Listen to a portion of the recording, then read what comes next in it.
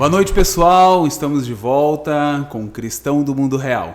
E hoje aqui conosco, nosso convidado, o Nick, uma peça já bem conhecida aqui em Campo Mourão.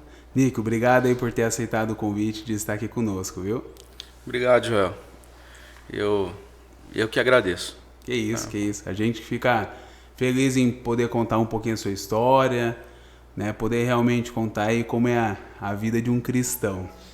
Mas Nick, e daí? Tá casado, com filhos? Tô casado aí há 13 anos e hoje a gente tem nossos 2 filhos. Na verdade, é o nosso terceiro filho, né? Uhum. Hoje tá com 50 dias que nasceu o nosso terceiro filho. E estamos aí há 13 anos nessa vida aí de casado, legal. Que é uma benção. Que legal. Quanto tempo você se converteu já? Cara, eu me converti com 14 anos. 14 anos. Eu tô com 38. Então, faz a conta aí, Danilo, você que é rápido. Faz aí, Danilo. Dá 24, né? 24 anos. 24 anos já. Nossa, é tempo já, hein? Bastante tempo. E como que foi a sua conversão, Nick? Cara, minha conversão, na verdade, assim, quando eu paro para analisar, eu vejo que foi um processo que vem muito antes, assim, do dia, né? Eu vejo que desde criança, assim. Então, eu me lembro que assim, minha mãe me criou sozinha. Meu pai foi embora, eu era, assim, recém-nascido, na verdade, não tinha nem um ano. Então minha mãe me criou sozinha, né? E algumas vezes eu fui morar com a minha irmã, com meu irmão. E quando eu fui morar com a minha irmã sempre gostava de me ensinar histórias bíblicas. Olha. Então ela tinha muitos livros lá e ela ficava lendo comigo. E eu lembro que eu gostava muito daquilo. Só que aí, assim, eu não ficava muito longe da minha mãe, eu acabava voltando a morar com a minha mãe. Então... E a sua irmã era evangélica, católica? Ela era testemunha de Jeová, não assim, tão ativa, uhum. Mas ela tinha muitos livros lá. Entendi. E ela ficava lendo aqueles livros para mim, e eu lembro que eu gostava muito das histórias bíblicas e aquilo me trazia uma sensação muito boa, me confortava muito.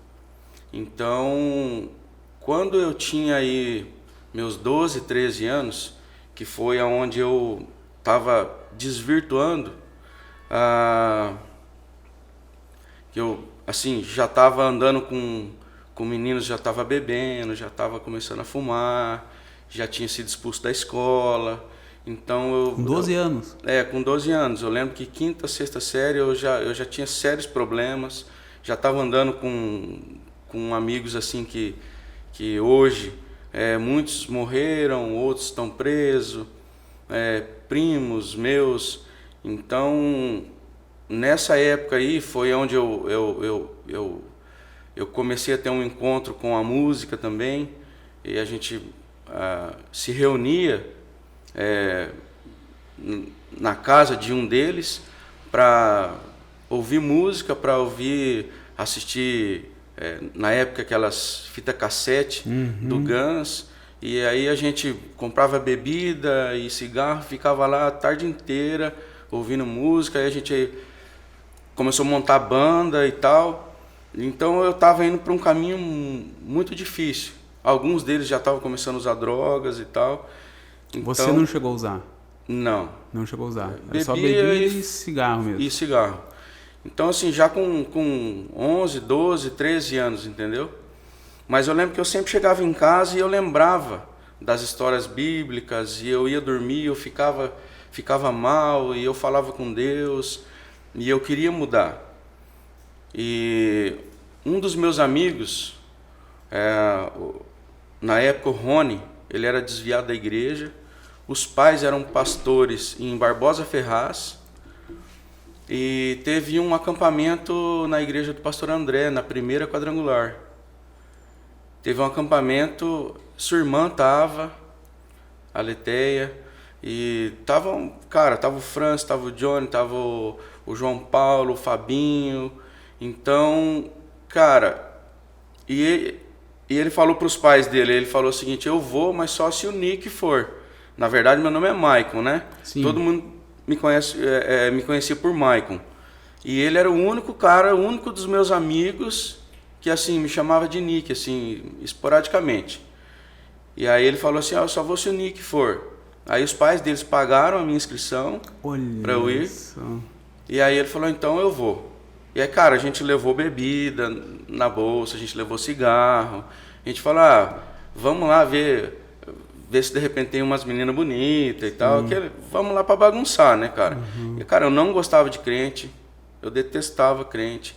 Então, assim, aquelas histórias que minha irmã contava para mim, eu gostava, mas eu não gostava do que eu conhecia dos crentes, da visão que eu tinha. Eu tinha vizinhos que eram crentes que eu olhava e falava: cara, não gosto disso aqui, o jeito deles eu não gosto. Assim, eles eram da Igreja Deus e Amor. Mas era um povo bem conturbado, assim, sabe? E assim, aquele estilo eu não me identificava muito.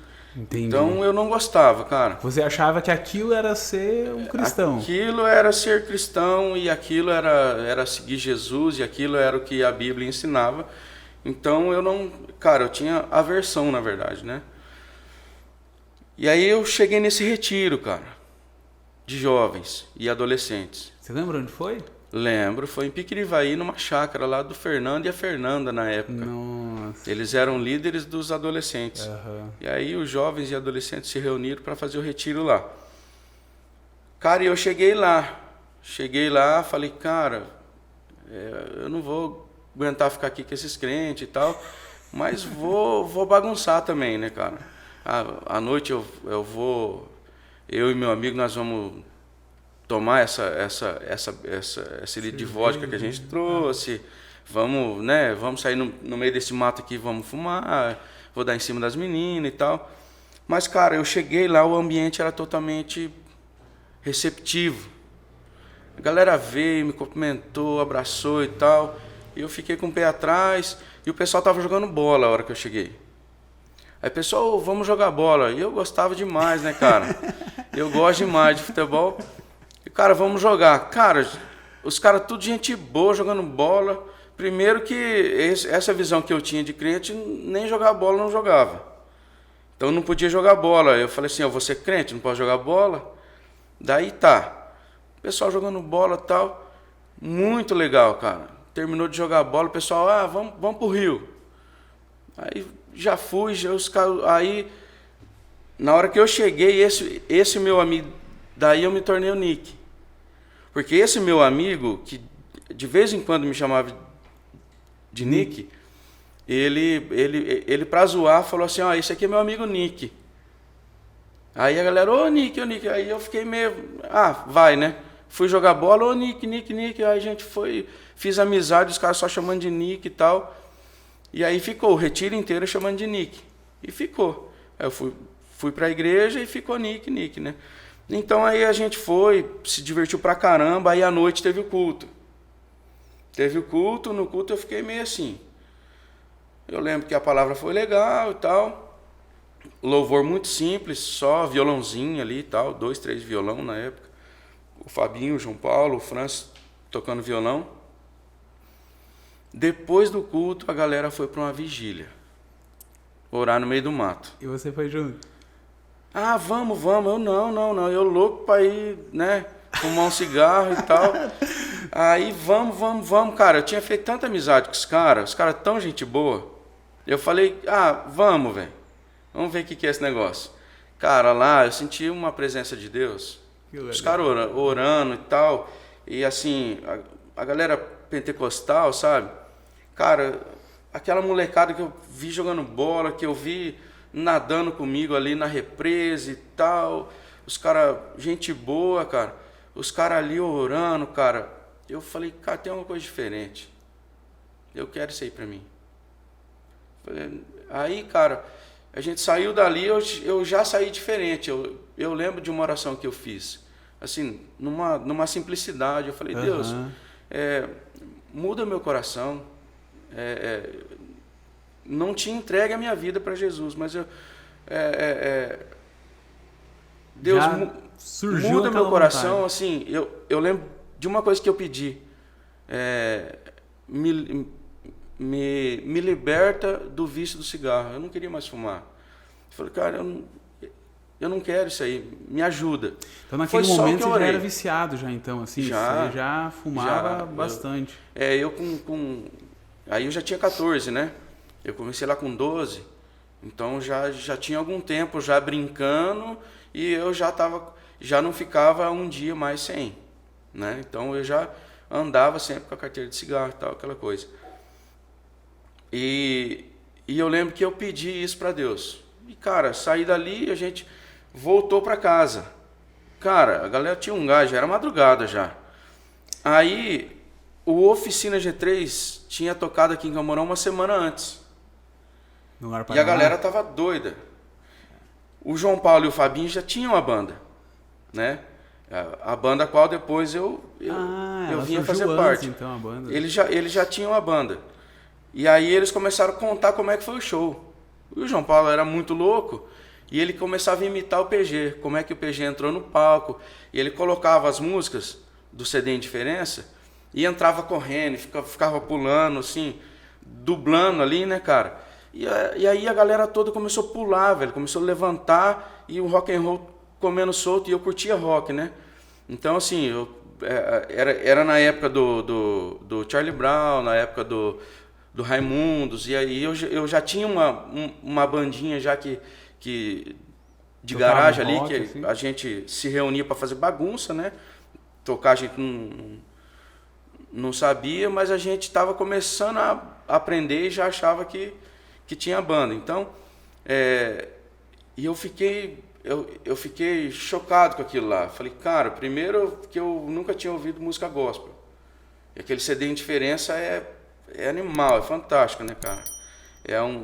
Pra mim é um dos melhores, assim, do Oficina, e assim, não só do Oficina, mas da música gospel, assim, de todos os tempos. Então, assim, aquele CD, eu fui ouvindo, eles começaram a primeira, a segunda, a terceira. Quando chegou Espelhos Mágicos, cara, eu prestando atenção na letra, assim, eu sempre gostei muito de refletir na letra da música, assim.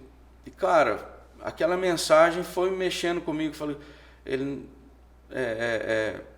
que Jesus nasceu, morreu por nós e tal, que derramou seu sangue na cruz. E aquilo foi falando comigo, assim, caramba, bicho, é esse Jesus que eu quero. Conversando comigo, assim, né, cara? Uhum. É diferente. Então, o crente poder ouvir rock e tocar rock, fazer rock, aquilo pra mim já foi muito diferente. É algo que você não imaginava. Eu cheguei, né? Os caras estavam jogando bola, já foi diferente. Aí os caras, tudo gente boa, vão pro Rio. As meninas junto ali, cara, mas, cara, sem, sabe? Tudo muito, muito saudável, cara. Tudo muito tranquilo, sabe? Então, a presença de Deus estava em todos os momentos, sabe? Então, e quando eu vi aqueles caras ali tudo louco, ouvindo aquele CD de rock, de uma banda de rock, mexeu muito comigo. Eu lembro que o irmão do João Paulo, Júlio, estava do meu lado, sentado, e eu estava sentado, olhando aquela loucura, né? Eu falei, esses caras são doidos. Aí ele falou para uma outra pessoa, e eu ouvi, falou, ó, não é lindo isso? Eles não precisam de droga, eles não precisam de bebida, nossa, eles precisam de nada disso, eles têm Jesus. Cara, aquilo, na hora assim, eu dei aquela engasgada, não chorei porque eu não queria mostrar fraqueza, mas, cara, aquilo me emocionou de uma forma, e aquilo mexeu muito comigo. Mas tá, acabou o retiro ali, o acampamento, e os caras se aproximaram de mim, falou, ó, aparece lá na igreja, vai ter culto amanhã e tal. Aí eu lembro que o Francis, eu não sei se você lembra do Francis. Opa, com certeza. O Francis pegou, cara, falou, ó, eu vou lá na tua casa te buscar. Eu falei, não, beleza, ó, é tal lugar, assim, assim, assado. Passei o endereço, rua tal, número tal. Cara, chegou, era no domingo, né? Chegou na hora, meus outros amigos, né? Foram em casa, falaram, ó, vamos aí, vamos sair e tal, vamos na casa do fulano. Na época, na casa de um amigo que chamava Juliano, que a gente se reunia e tal. Ah, vamos lá e tal. Aí eu fiquei meio sem jeito, falei, ah, vamos, né, cara? E dei o cano no Francis, bicho. Dei o bolo nele. Uhum. Ele chegou lá, minha mãe saiu, ele chamou, não, o Nick. Ela falou, não, o Nick não mora aqui. A minha mãe... Ninguém é acostumado a chamar você de Nick. Quem Nick, é Nick, né? Ela falou, não, aqui mora o Maicon. Aí ele, então tá bom. Foi embora. Aí eu fiquei com aquilo, né, cara? Não fui. Aí minha mãe falou, ó, veio um menino aí procurando um tal de Nick. Eu falei, nossa, cara, ele veio mesmo. Aí eu falei, mas eu não conheço Nick. Eu falei, não, é eu, mãe. É que eu fui lá no retiro e o Rony falou pra todo mundo que meu nome era Nick. Aí o pessoal ficou me chamando de Nick. Mas ele veio me chamar pra ir na igreja. Ela, chamando na igreja? O que você vai fazer na igreja? Ela assim, só falou assim, na igreja? Eu falei, o pessoal do retiro lá. Eu falei, ah, tá. Aí pegou, não falou mais nada. E aí, cara, aquela semana, isso foi num domingo. Aquela semana, eu não sabia direito, mas eu queria conhecer mais. Eu fiquei com desejo de conhecer Jesus, de aprender da palavra e tal. Eu tinha uma Bíblia velha, e tinha uma caixinha de promessa. Eu peguei a caixinha de promessa, eu peguei uma por uma e fui procurando na Bíblia, sem saber aonde que era, entendeu?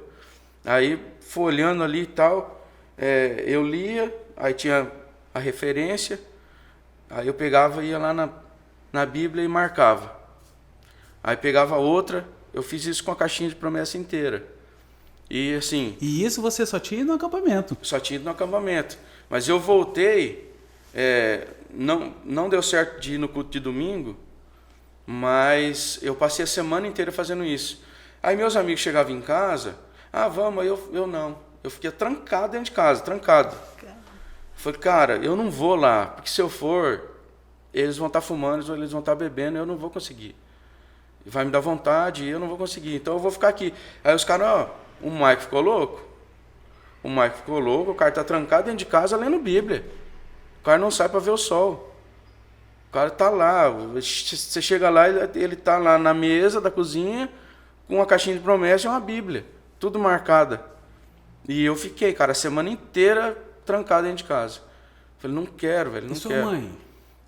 Minha mãe trabalhava o dia inteiro, né? Só ela trabalhava. Aí, cara, quando foi no outro domingo, o Francis. Aí ele me achou. Aí eu fui, cara, eu cheguei e já estava assim, acho que na última música do louvor, aquela que antecede a palavra, aquela que é adoração e tal, cara... Que prepara já, né? Tava tocando aquela Shekinah de Deus. Cara, eu cheguei e tava assim, na metade da música. Aí eu tava ali em pé, né, cara? No refrão, eu tava debulhando de chorar, cara. Debulhando de chorar, soluçando, cara. Não me segurava. E aí o pastor André pregou. E no final ele fez um apelo. Quem queria entregar a vida para Jesus. Eu ergui minha mão, entreguei minha vida para Jesus. E aí, cara, eu lembro que eu não faltava um culto, não faltava uma vigília, uma reunião de jovens. E aí o Fabinho já se aproximou, falou, cara, vamos dormir lá em casa. Já fui posar na casa do Fabinho. Aí no outro dia o Francis, vamos em casa, já comecei a andar com os caras e, cara, fiz amizade com o Thiago, na época o Márcio, que era sobrinho do Francis. Sim, aham. Que depois, com 17 anos, ele se acidentou e morreu, né? Mas o menino já era um evangelista, o menino comia a Bíblia, cara. Era lindo. Todo mundo, cara. O Francis, o Johnny. A molecada novinha já pregava. Então, assim, aquilo eu fui vendo, assim, comecei a andar com os caras e... Cara, eu nem pensava mais Eu lembro na época... Em beber, em fumar. A hora que eu vi, assim, já tinha... eu já tinha esquecido. Tempo. Já não tinha mais vontade, enfim... Cara, então minha vida mudou, cara. Minha vida se transformou depois daí. E aí de lá pra cá. Aí logo, na outra semana, tinha um show da Banda Unção, que na verdade depois se tornou Banda Project, depois Banda 84. Mudou os nomes, mas era a banda do Fabinho e do João Paulo. E aí tinha o Adriano, tinha o Leandro.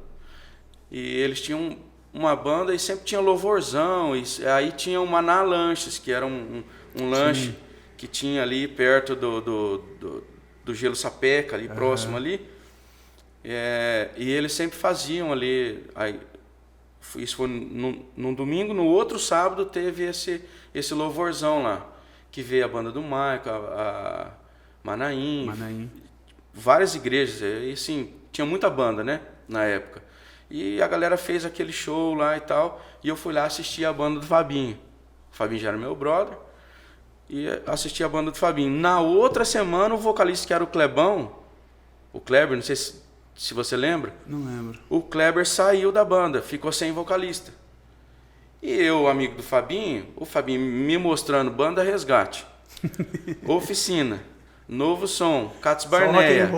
Cats Barneia e tal. Que aí eu já gostava de rock. E eu, na casa do Fabinho, a gente já era muito próximo, então eu ia todo dia na casa dele, a gente jogava bola junto, treinava junto, então, e a gente ficava assim, trancava a casa lá, colocava o CD dos caras e, cara, começava a dublar, o Fabinho já tocava batera, e eu ficava cantando. Aí o Fabinho falou, cara, acho que dá pra você ser vocalista da banda, cara. Você canta legal. Aí eu falei, velho, você tá brincando. Eu falei, eu vou falar com os caras. Na outra semana, teve o show, né? Eu fui dormir na casa do Fabinho. Passou ali uns dias, o cara saiu da banda. E isso aí, dentro de um mês. Dentro de 15 dias, um mês mais ou menos. Aí ele já falou, cara, você não quer entrar na banda? Falei, eu quero, bichos. Claro que eu quero. Mas é o seguinte, tem que falar com os caras da banda. Aí tinha um outro cara, que é um grande amigo meu também, o Dinho. Não sei se você lembra do Dinho. Ele cantava super bem Novo Som. Ele tinha a voz muito parecida, assim. E o João Paulo queria que o Dinho entrasse na banda, porque ele cantava muito bem, cantava no louvor, uma voz linda. Só que era uma voz assim, tipo Roupa Nova, uma voz mais romântica, não era rock and roll, né, cara? E o Fabinho falou, não, a gente é banda de rock e tal, tem que ser o Nick e tal. Aí o João Paulo falou, vamos fazer o seguinte, vamos colocar os dois. O Dinho canta as lentas e o Nick canta as rock. Aí beleza, ficou assim. Por um bom tempo, a gente ficou nessa formação, tocando os louvorzão, tocando nos colégios, evangelizando, tocando no Sesc.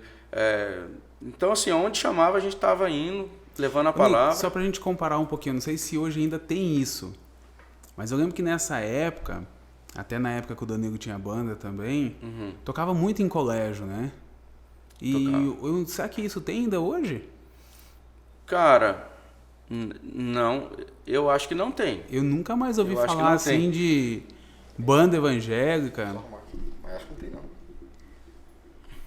De banda evangélica que toca em colégio.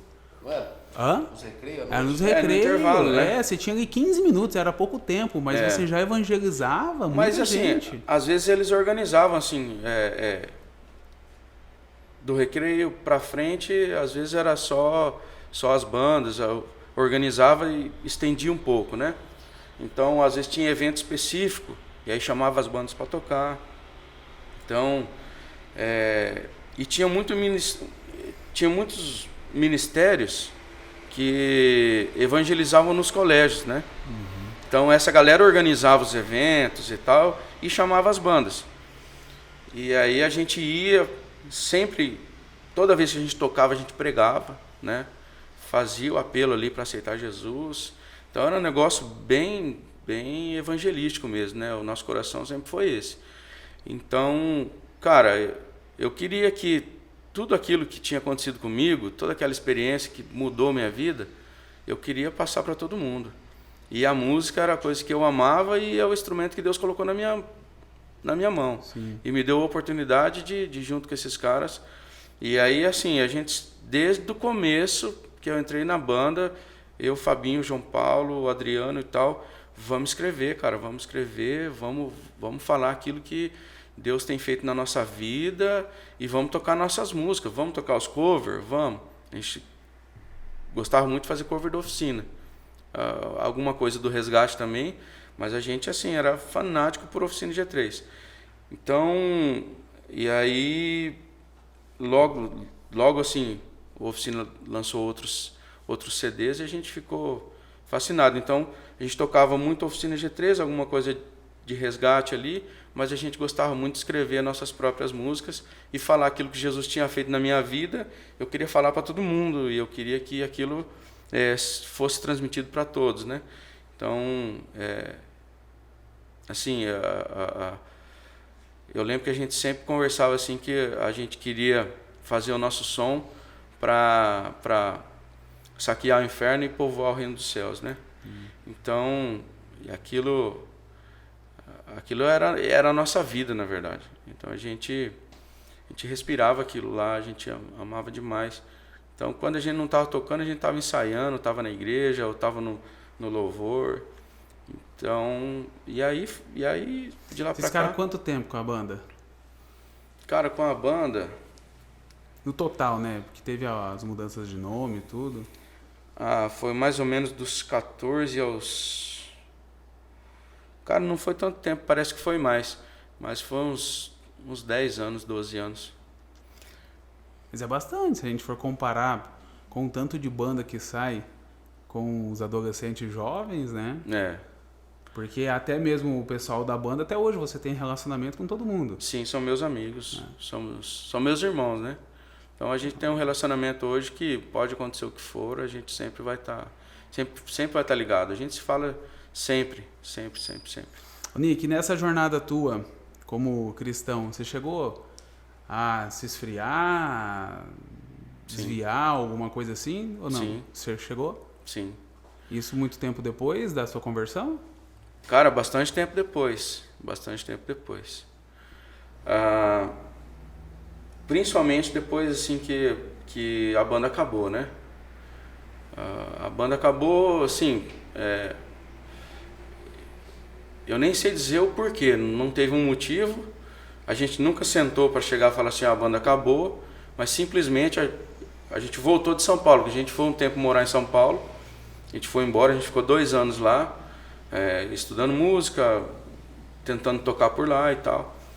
E aí os meninos resolveram voltar embora. Quando chegou aqui, um foi tocar sertanejo, outro foi pro outro lado, outro começou a tocar na noite, eu também já dei aquela esfriada. E aí a banda, nesse momento eu senti que a banda acabou. Eu entrei meio que numa depressão, assim. Que aquilo era tudo pra mim, era a minha vida, né, cara? Então, assim, até de uma forma errada, até assim, num exagero até, eu me dediquei somente àquilo e eu achava que pra mim não tinha possibilidade de a banda acabar um dia ou daquilo não ser minha vida. Eu tinha total certeza que aquilo ia ser minha vida e a gente, de uma forma ou outra, a gente ia viver daquilo, e no ministério e tal. E, cara, quando eu vi que aquilo acabou, eu fiquei muito mal. Fiquei bastante depressivo e tal. E já já não ia tanto à igreja, já não queria fazer parte do louvor da igreja mais. Em casa eu já não cantava mais, já não pegava no violão. Então comecei a vender meus instrumentos e tal. E, cara, pra mim tinha como assim, meu ministério acabou. Como se aquilo fosse a minha vida. Entendi. Aí quando eu percebi, aquilo na verdade tinha tomado lugar de Deus na minha vida. O ministério tinha ocupado o lugar de Cristo na minha vida. Sim. E eu não tinha percebido ainda. E aí eu já estava frio, né? Desviado mesmo, assim, né? Quando eu vi, eu já estava tomando uma cervejinha, já não ia mais para a igreja e tal. E eu estava mal. Aí, Você voltou a fumar ou não? cara, esporadicamente, algumas vezes sim. Algumas vezes sim. Mas não aquele negocinho diário, né? Uhum. Dependendo do momento, assim, dependendo da companhia e tal, eu brincava e tal, mas nada muito cotidiano, assim. Uhum. Aí, cara, quando eu lembro que minha vida começou a voltar aos eixos, que eu realmente voltei a me encontrar com Cristo, assim, o que dificultou bastante também foi um pouco, assim, da religiosidade, até por minha parte, sabe? Como assim? Cara, assim, eu comecei a me tornar um cara muito religioso, muito Rigoroso? sabe? Então, assim, e isso foi me fazendo mal. Isso foi me fazendo mal e eu fui criando um fardo que nem eu conseguia carregar mais. Então, assim, Que atitude, assim, que você achava que era rigorosa demais, que você tinha? cara, assim, eu comecei a me tornar um cara que julgava muito, né? Então, assim, tinha muita coisa dentro da própria igreja, assim, que era muito pesado, sabe? Então, quando eu comecei a conhecer realmente a graça de Deus, foi onde eu comecei a retornar. Foi quando assim, eu voltei meu namoro com a Bruna. Antes de ir para São Paulo, eu namorava com a Bruna, a gente terminou, a gente ficou um tempão longe, eu fui embora para São Paulo com a banda, a gente voltou, a banda acabou, eu fiquei mal, esfriei, assim, tava desviado e tal. E aí, cara, eu voltei meu namoro com a Bruna, e a Bruna começou a me apresentar vários livros. Ela, assim, a menina crente e tal. A Bruna sempre foi da igreja? Sempre foi. Nasceu na igreja. Teve os tempos de dificuldade dela, mas nunca se afastou, assim, né? Uhum. Nunca, né? E quando a gente voltou, cara, foi como se eu tivesse descoberto, assim, a graça mesmo, sabe? E ela começou a me apresentar uns livros, uns vídeos, umas pregações, umas músicas diferentes e tal. Cara, e aí, quando eu voltei o namoro com ela, eu voltei a pegar no violão, a gente voltou a cantar junto. Ela começou a me mostrar umas músicas, a gente começou a fazer umas músicas juntos. Eu comecei a voltar a ir na igreja com ela. Eu comecei a voltar. E aí, cara, Você chegou a ter depressão mesmo? Eu acho que sim, cara. Assim, Você olhando pensou hoje, nada em fazer mal pra você, alguma coisa? não, a esse ponto não. Não. A esse ponto, graças a Deus, não. Mas assim, eu tava num ponto assim que eu não tinha mais vontade de nada, né? Então, mas aí quando eu voltei o meu relacionamento com a Bruna, cara, Deus trouxe um renovo. Deus trouxe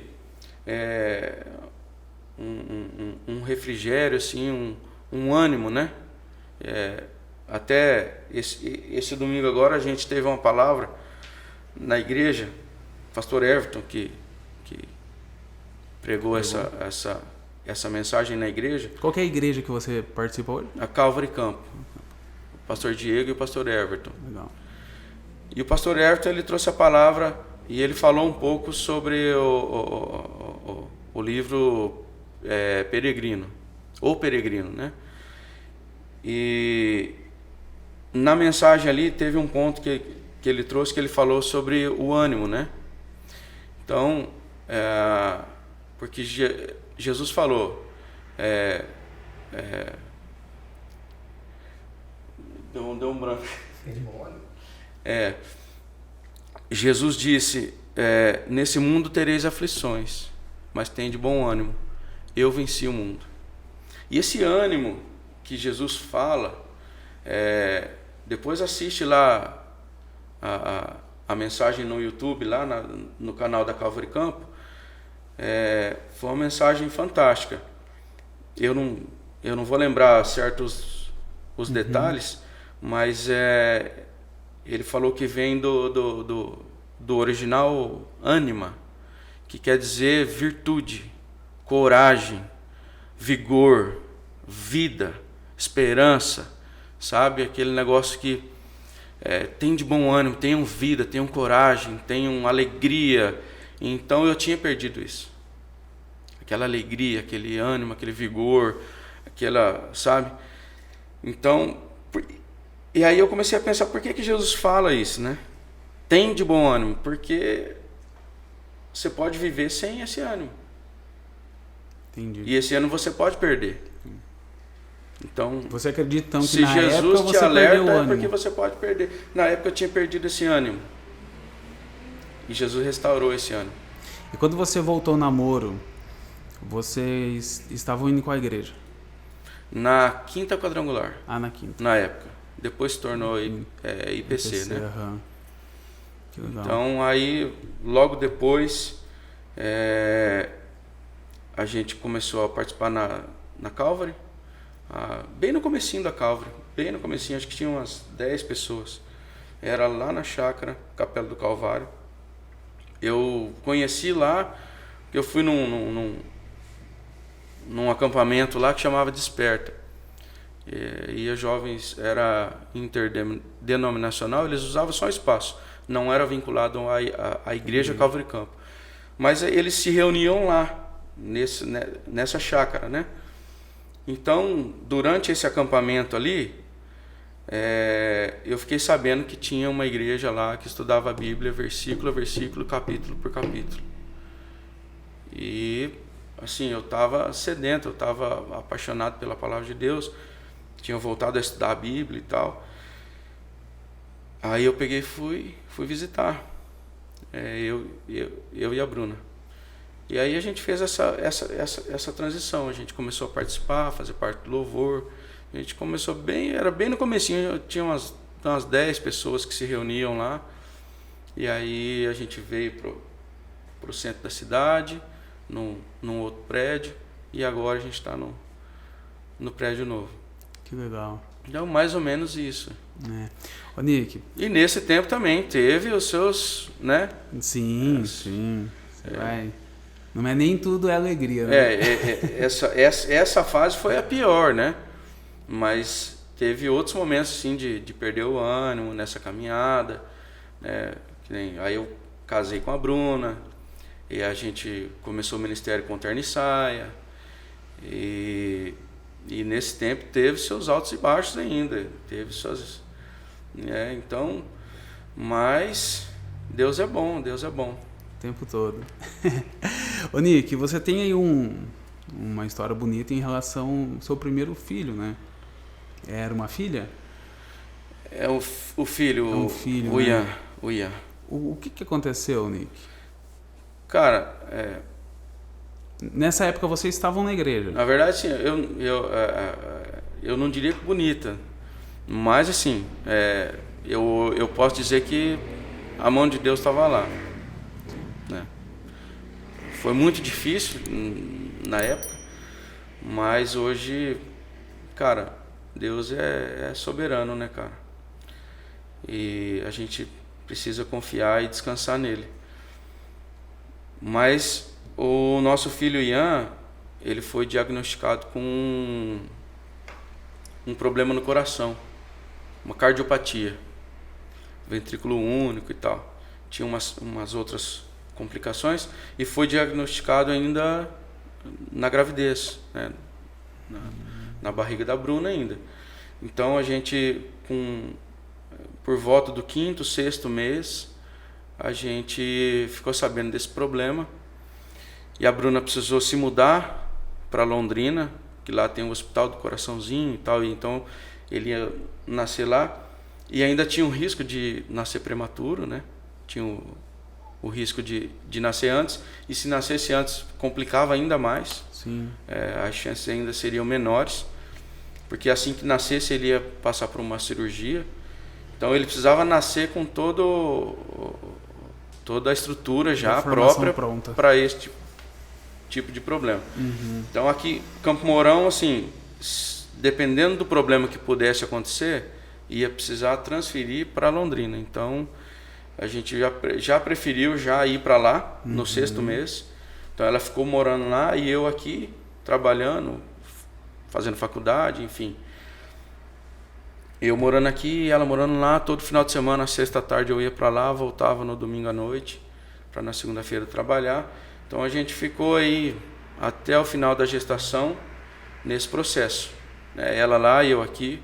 Foi um período muito difícil, porque a Bruna é muito sensível com todo esse problema, com toda essa dificuldade, que a gente já sabia que assim que nascesse ele ia passar por várias cirurgias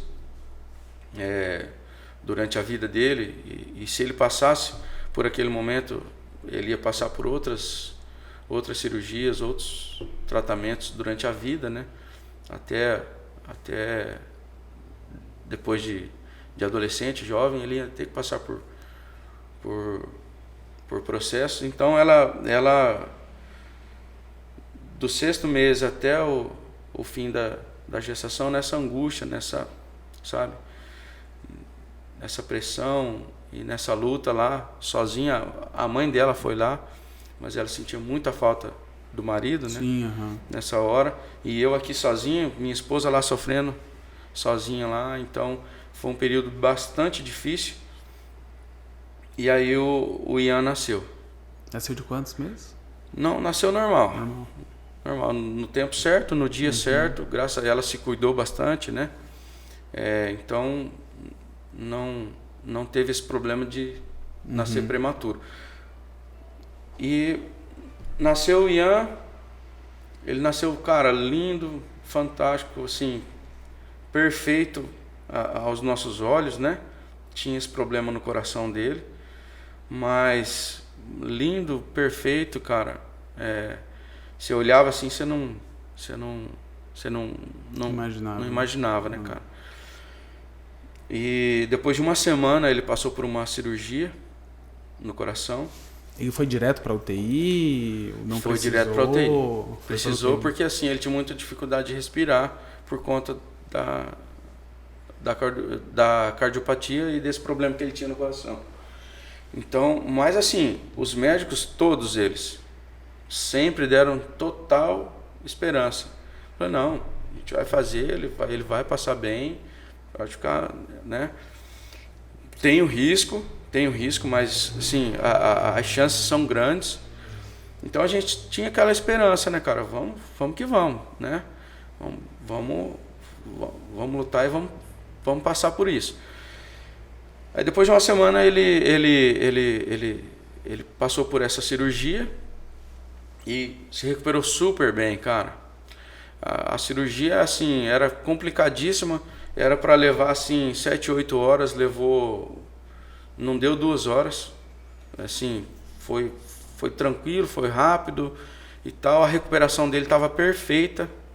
Os médicos falaram, cara, ele não teve nenhum contratempo, nada, sabe?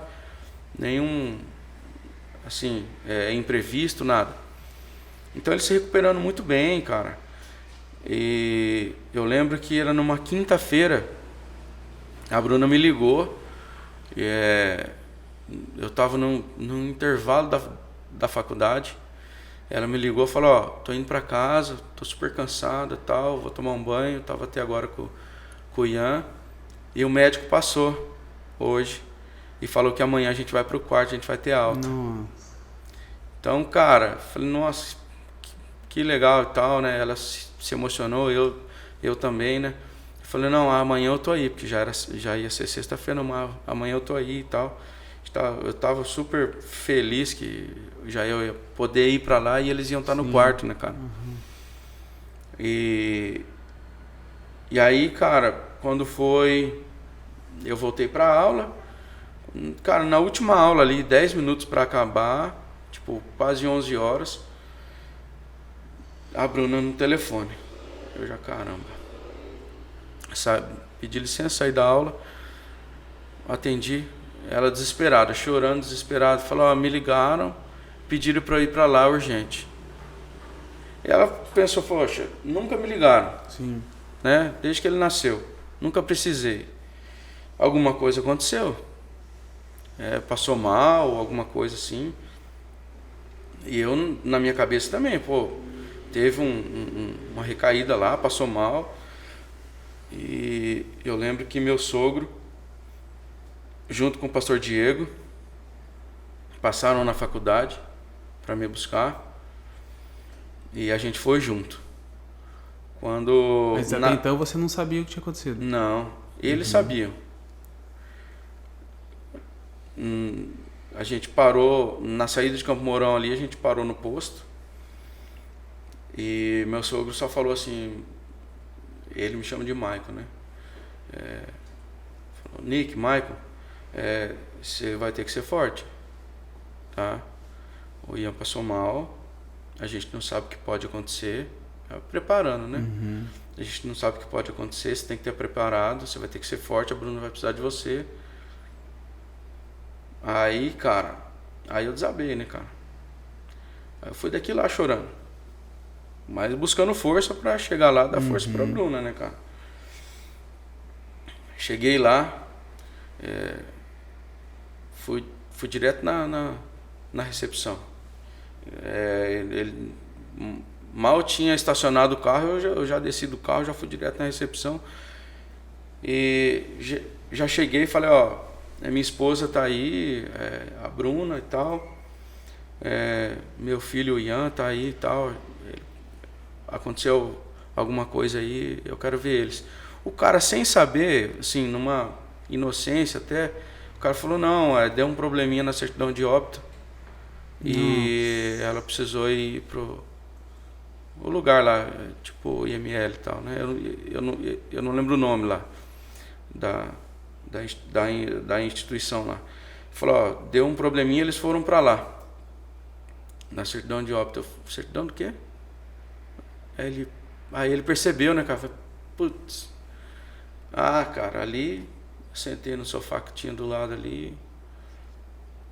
Meu filho tinha falecido, né? Caiu a ficha. Aí a gente foi pra lá, ele já tava no caixãozinho, trocado. Foi muito difícil mesmo. E, cara, a saudade é muita. Eu lembro dele todo dia. Aí a Bruna, cara, entrou em depressão mesmo, cara. Eu saía para trabalhar, voltava, chegava em casa, cara, muito pesado, sim. Não tinha vida. Minha esposa ali chorando o tempo todo. Depois de já meses.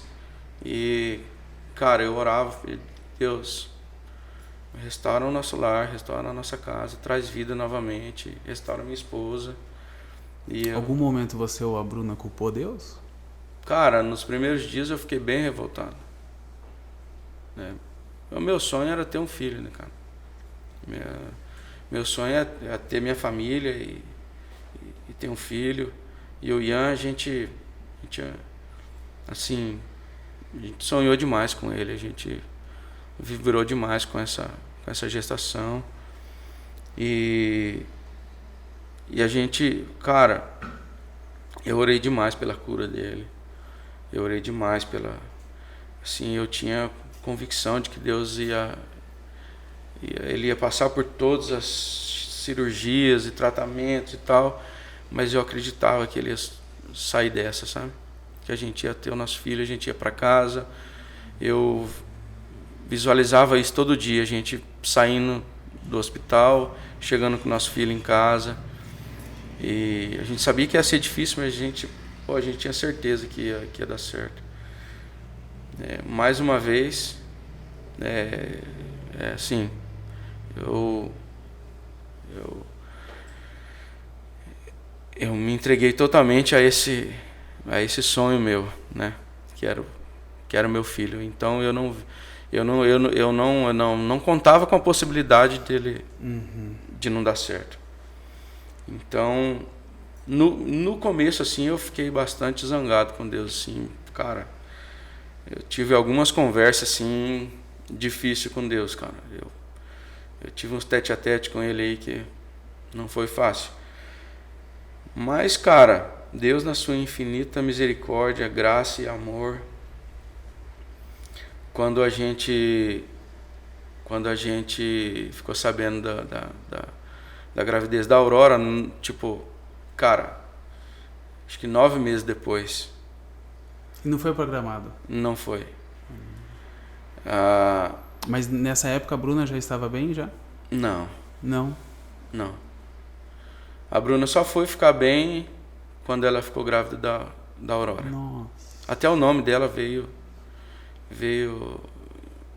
por esse momento, assim, que realmente foi um amanhecer de Deus, trouxe luz, trouxe vida. Parece que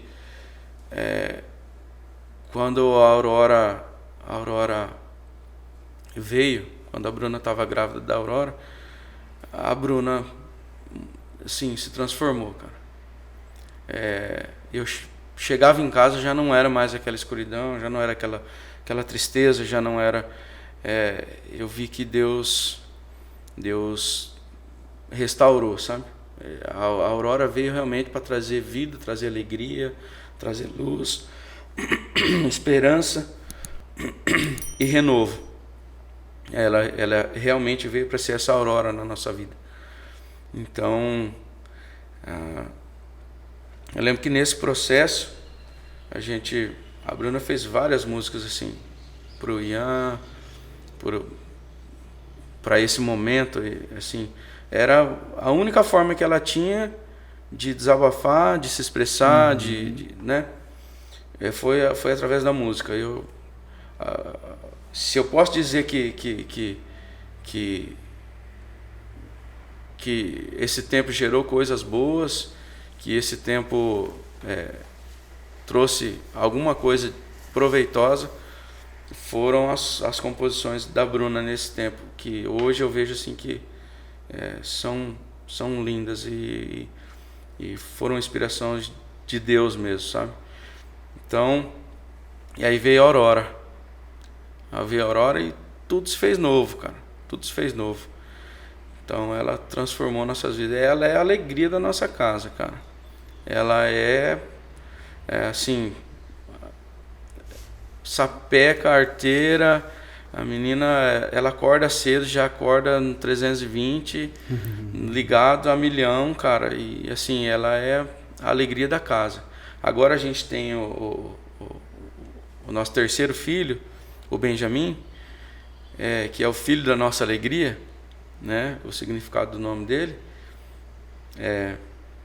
que ele veio depois desse renovo, dessa alegria. O Benjamin já é totalmente ao contrário dela, é tranquilo.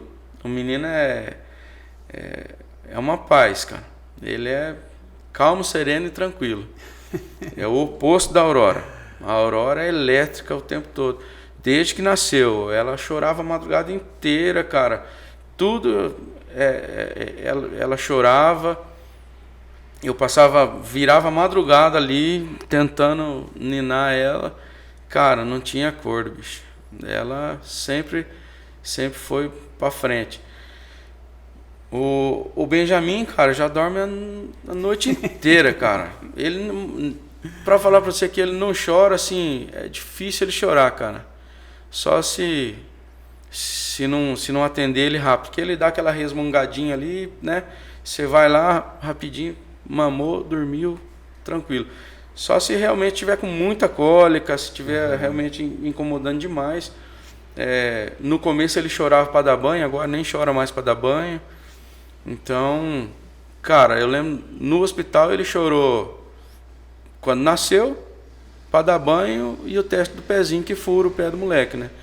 Mas fora isso, então, assim, são os dois opostos em casa. Na gestação da sua filha, vocês chegaram a ter alguma preocupação de se repetir a história? Na gravidez dela e na gravidez do Benjamin também. Porque é tudo sempre tenso, né, cara?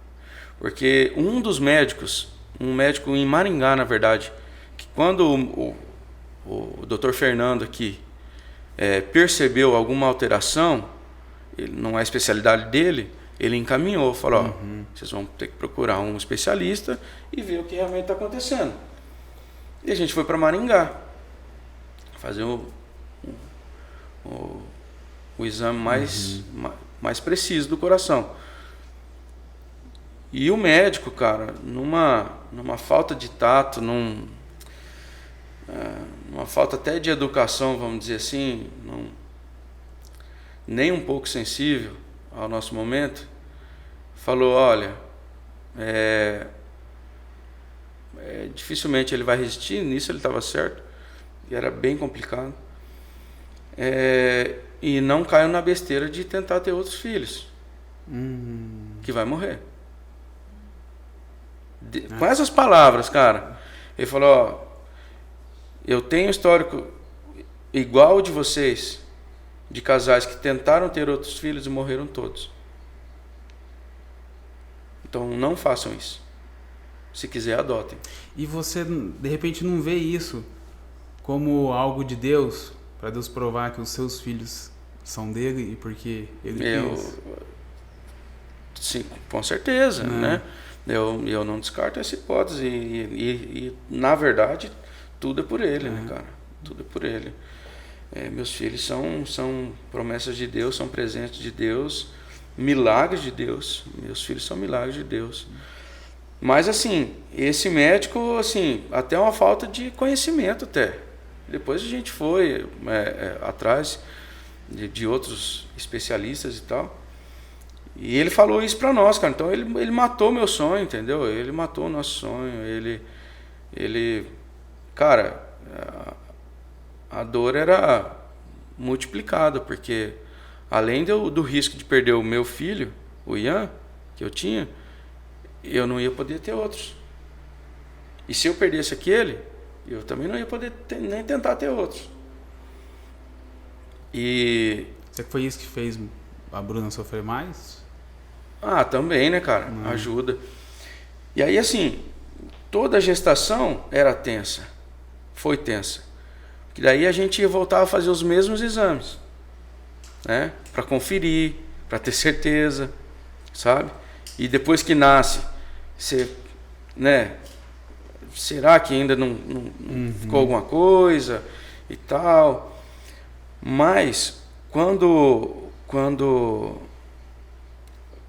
um pouco antes de engravidar da Aurora, embora não foi planejado, mas a gente foi para São Paulo, em indicação dos amigos nossos. Cara, eu acho que ele é referência no país, assim, nesse tipo de coisa. Porque se tivesse algum problema, a gente ia tentar in vitro. Porque daí você consegue detectar qualquer tipo de problema.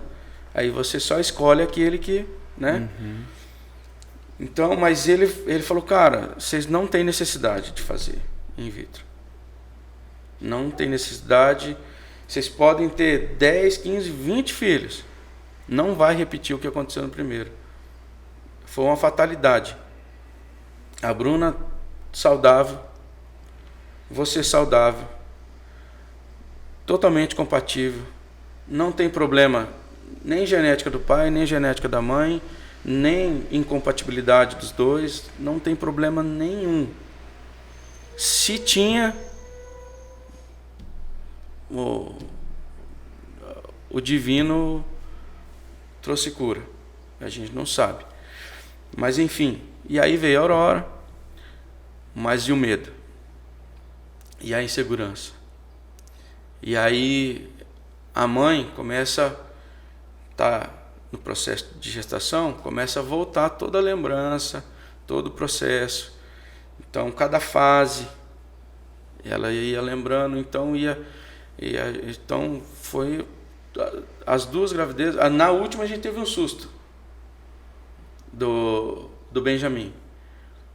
A gente foi, o médico começou ali e falou, olha, pode ser que tenha alguma coisinha aqui e tal, né? Procura um especialista e tal, porque pode ser que tenha uma água ali, que tem o coração e tem ali uma película que envolve o coração, uma proteção, né? Uma proteçãozinha ali, e que não pode ter espaço e não pode ter líquido ali entre o coração e essa camada ali, essa proteção. E falou, olha, tá um pouquinho longe e tem um líquidozinho ali e tal, mas, cara, a gente levou um susto tão grande que isso aí poderia gerar uma série de complicação. Eu falei, puxa vida, cara, de novo. Aí dobrar o joelho, orar e tal. E aí a gente fez os exames, o médico falou, ó, realmente tem ali, mas isso pode se reverter e pode não reverter. Então vamos aguardar. E aí, cara, oração e cara, e aí a mãe, né, cara, depois de ter passado tudo que passou, agora com uma dificuldade dessa,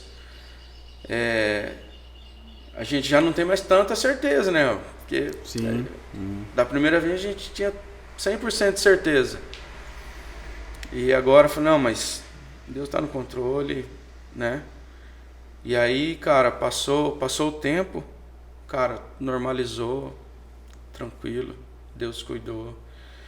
E o Benjamin veio 100%. Cara, a gente fez todos os exames possíveis para se certificar. Piada 100%. Graças a Deus, um touro piada forte, cara. Piada forte. Piada grande. Ô, Nick, deixa eu te fazer uma outra pergunta, assim. E como que você, pela ausência, né, do pai, como que você é como pai hoje?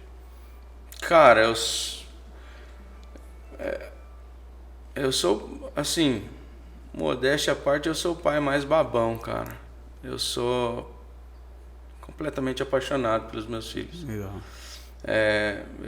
Eles são a minha vida, eu dou a minha vida por eles. Eu quero ser o melhor pai do mundo, eu quero ser o pai que eu não tive. Eu quero ser, sabe, eu quero que eles sejam completos em tudo que Deus tem para eles.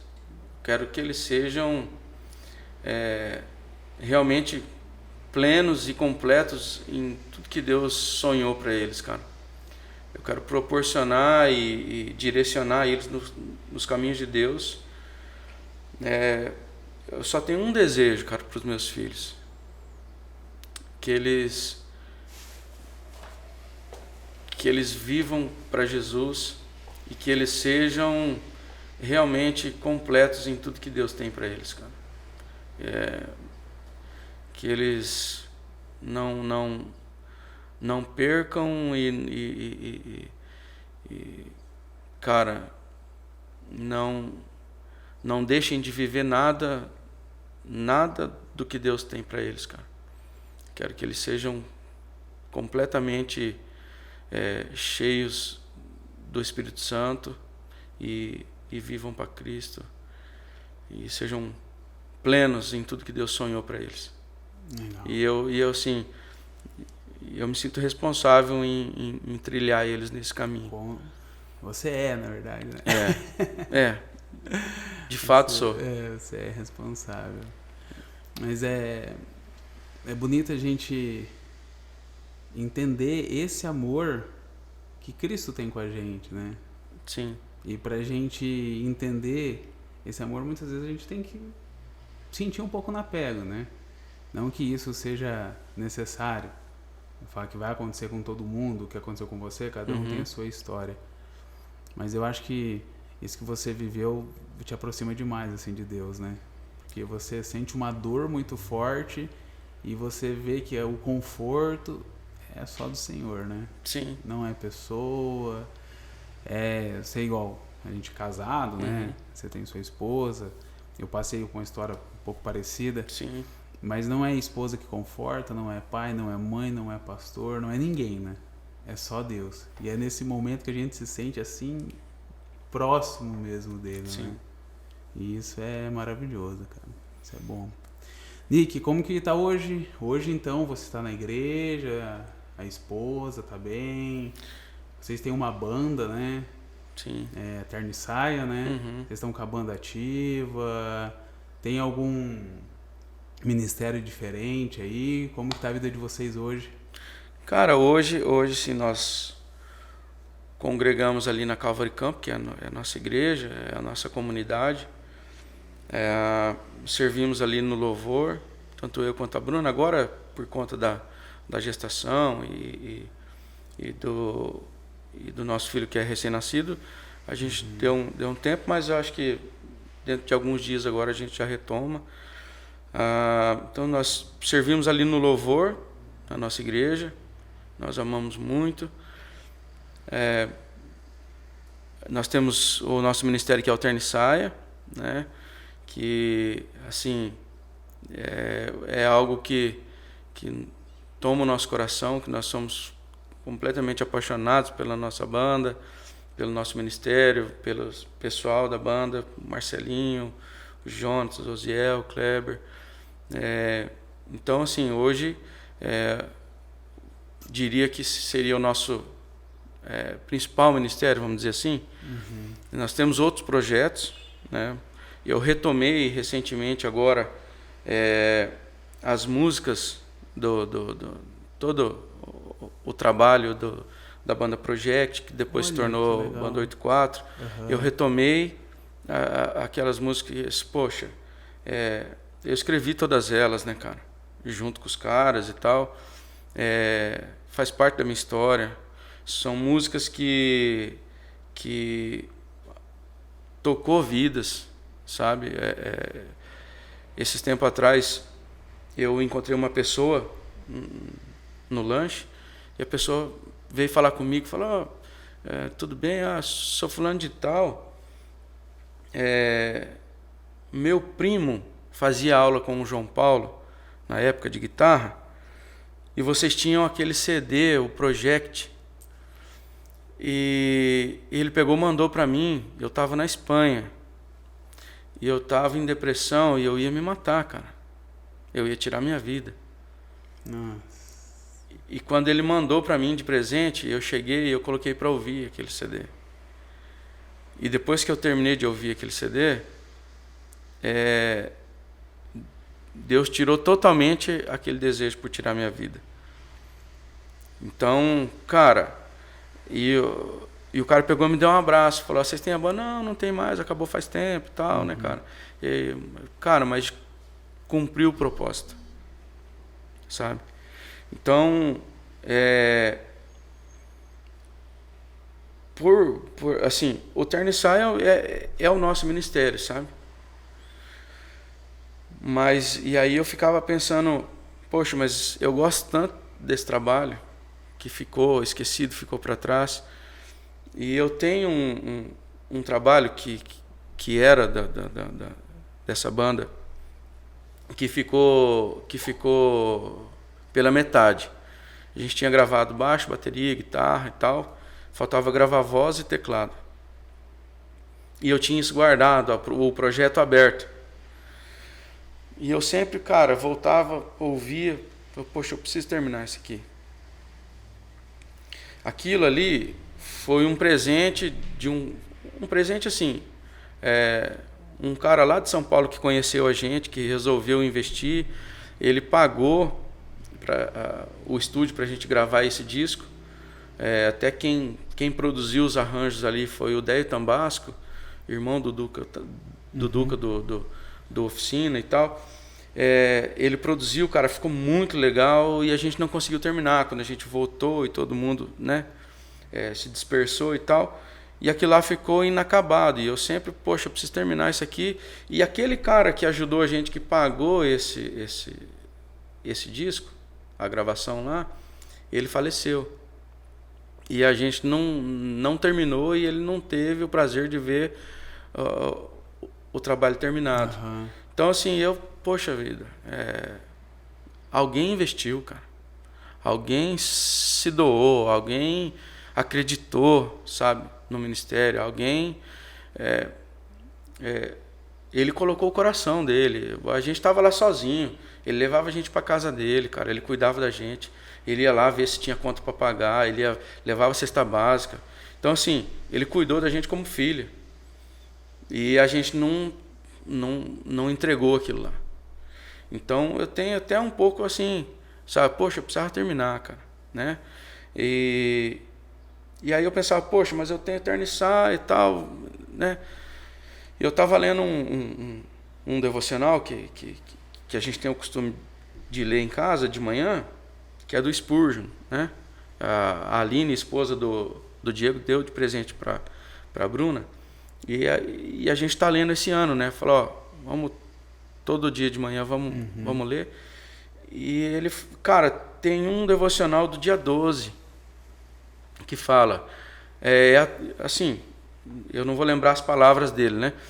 Ele fala, é até bonito o homem se esconder,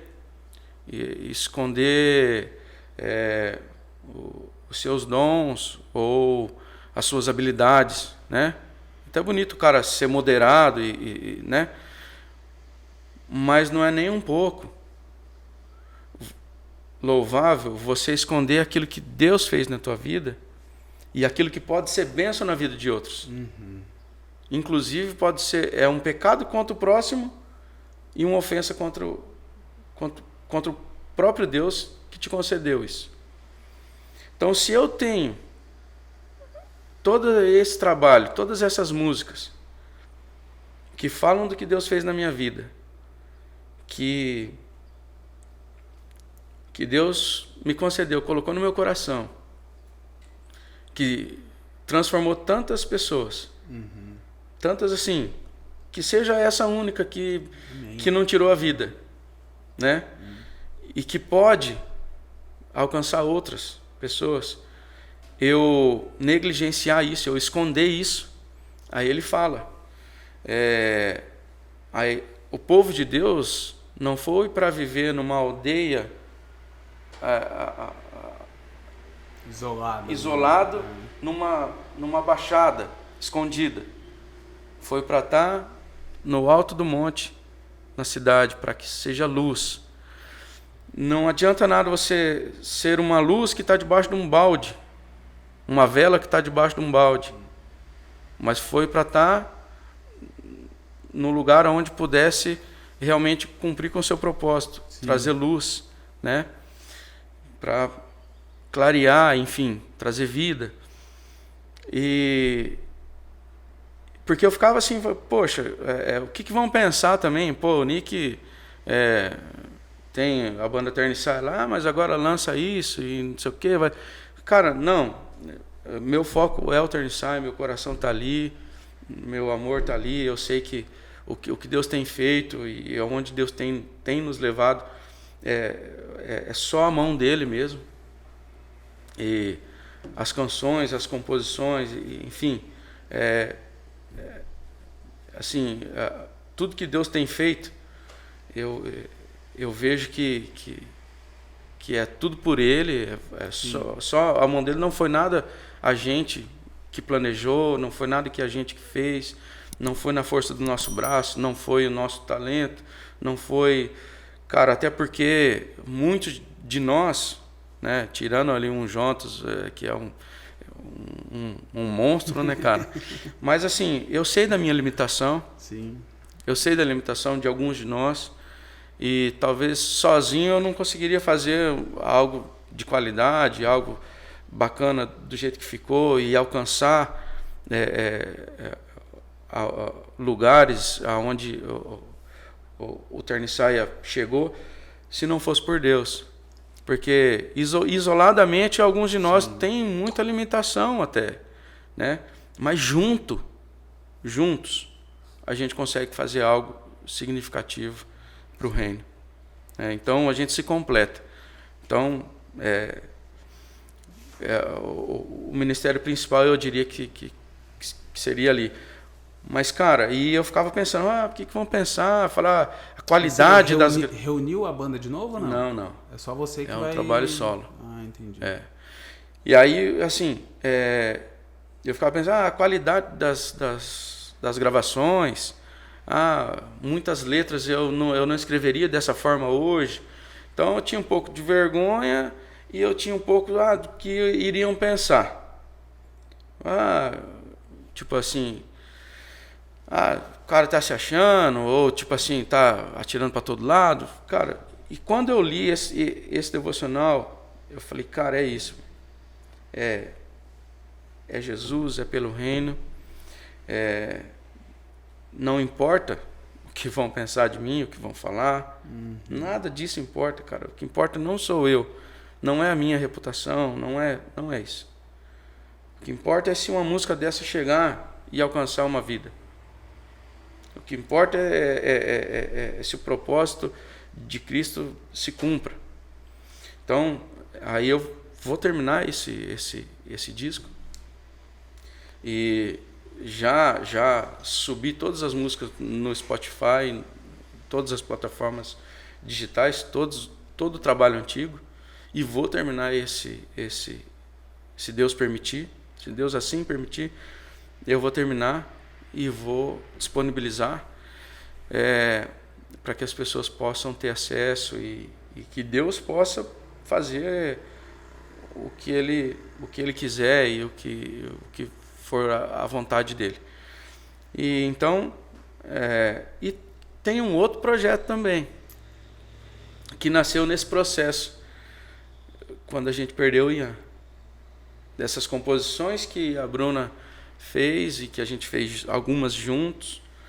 Então, e algumas músicas que assim a gente vê que não cabe, às vezes são músicas que a gente fez um pro outro e tal. E o Ternissaia ele tem uma cara, ele tem uma característica, ele tem um estilo que algumas músicas nossas talvez não... Entendi. Não seria cabe. Muito pessoal de vocês, assim. Mas que a gente tem o desejo de registrar e ter isso registrado. E a gente pensou, poxa, a gente podia gravar isso. Aí a gente tocando algumas músicas ali, aí a gente pegou, olhou um pro outro, eu comecei a tocar ali uma harmonia ali muito simples, e a Bruna olhando para mim ali, assim, naquele momento nosso, relembrando tudo que a gente tinha passado e relembrando as músicas, e a gente compôs uma música um pro outro. Que legal. E nesse momento a gente, poxa, vamos gravar? Vamos gravar todas essas músicas? Vamos fazer um projeto? Que a gente percebeu que essas músicas contam uma história, que essa música conta de quando a gente se conheceu, conta do nosso casamento, conta do nosso primeiro filho, conta do período de deserto, de escuridão, de sofrimento, conta sobre o momento de restauração, de quando veio a nossa filha Aurora, e que, sabe, e conta do nosso hoje, desse momento que a gente está nós dois aqui. Sim. E aí, depois disso, depois que a gente tinha tomado essa decisão, a gente compôs mais uma música que foca a eternidade, que foca depois dessa vida, né? Que foca o céu, que foca a nossa vida com Cristo na eternidade. Então, a gente vê que conta uma história e a gente quer registrar isso. E a gente já tem um projeto de registrar isso musicalmente e visualmente. Então, a ideia é fazer com que cada música tenha o seu próprio vídeo, mas que os vídeos entre si se completem e tenham a sua continuação, que conversem entre si e que no final vai contar uma história só. Então, Deus colocou isso no nosso coração. É um projeto. Não sei se a gente vai conseguir, né? Mas é o que Deus tem colocado no nosso coração. Tanto o Tarnissaia quanto o projeto solo, que é rock and roll, né? De volta às origens. Uhum. E esse projeto com a Bruna, cara, tá nas mãos de Deus, que seja feita a vontade dele. Mas tudo envolve música, é tudo o mesmo projeto, né? E é assim, música. E é tudo pro reino, é tudo nas mãos de Deus, é tudo para a honra e glória de Jesus. Amém. E é isso, cara. Às vezes eu me cobro um pouco, às vezes eu me sinto limitado, sabe? Mas o que queima no coração e o amor pelo ministério, pela música, pela palavra de Deus e a junção disso, o que me apaixona é isso. Cara, Jesus, a igreja, o reino de Deus, a transformação que Jesus causa nas vidas das pessoas, a música, tudo isso, cara, é um negócio que me apaixona, cara. Assim, inclusive assim, cara, amigos meus assim que hoje já não, talvez até não professam a mesma fé, que em outros tempos assim a gente pensava igual, sabe? A gente era adolescente, a gente era menino, e já chegou a falar para mim, falou: Nick, você não vai virar página? Vai continuar nessa, cara, de música gospel, de querer evangelizar, de querer fazer música e tal? E cara, não vou mudar. Eu falei pro cara, muita coisa mudou na minha vida. Eu casei, muita coisa mudou. Hoje eu tenho filhos, muita coisa mudou. Cara, hoje eu tenho minhas obrigações profissionais, eu tenho minha formação acadêmica, né? Sou agrônomo, tenho minha profissão e tal, mas eu ainda sou o mesmo, cara. Sou aquele mesmo menino sonhador que com 14 anos se encontrou com Cristo e que sonhava em fazer música, e que essa música, assim como a música transformou a minha vida e me aproximou de Cristo, sonhava em fazer música e que essa música pudesse ser bênção na vida das pessoas e transformar as vidas. Isso, cara, não morreu, e assim, eu acredito que não vai mudar. Eu falei, eu realmente, cara, eu continuo mesmo. Eu falei, mas você não evolui? Ele falou. Eu falei, cara, eu não diria. Se você entende assim, então talvez eu não evoluí mesmo. Porque eu continuo aquele mesmo menino que quer entregar a sua vida para Cristo, e que deseja ver a sua vida sendo usada para a glória de Deus. Esse é o que queima no meu coração, de verdade. Agora, o que ele pensa, o que pensam, aí já não foge da minha alçada, né? Sim, com certeza. Nick, quero te agradecer, né, por esse momento aí, um momento Obrigado, gostoso. cara. Ficamos aí quase 1h30, Danilo. Conversando. Pô, desculpa legal, por me estender um pouco, cara. Não, isso é ótimo. Muito legal conhecer a tua história, saber, né, como foi a sua conversão, as suas vitórias, os seus desafios, as lutas. Porque nós, como cristãos, os tropeços, somos assim, né, cara? A gente não é perfeito. Não. Né? O único perfeito que pisou na terra foi Jesus. E nós estamos aqui para tentar ser melhor, sim, né? Sim, até falando sobre isso, assim, talvez muitos que estão assistindo aí falam, pô, mas esse cara é crente, porque talvez em um momento lá atrás, né, eu dei uma pisada na bola, o cara, né? Cara, a nossa vida cristã, ela é uma luta, ela é uma jornada. Sim. Ela é uma jornada. Até, como eu disse, na nossa igreja, a gente está fazendo uma série lá, o pastor Everton está ensinando, e como base ele pegou o livro O Peregrino, que é o segundo livro mais lido da história. Depois da Bíblia, ele foi o livro mais lido do mundo. Então, assim, e que conta a história do cristão, o peregrino, a peregrinação nossa nessa vida. E conta as dificuldades, cara, os tropeços, sabe, as decepções, as frustrações, os medos, as angústias, as falhas, os erros, os tropeços. Mas, cara, é uma luta. O que a gente não pode é ceder e viver uma vida e se acostumar com o pecado, se acostumar com esse mundo, com a rotina desse mundo, se perder com as ilusões desse mundo.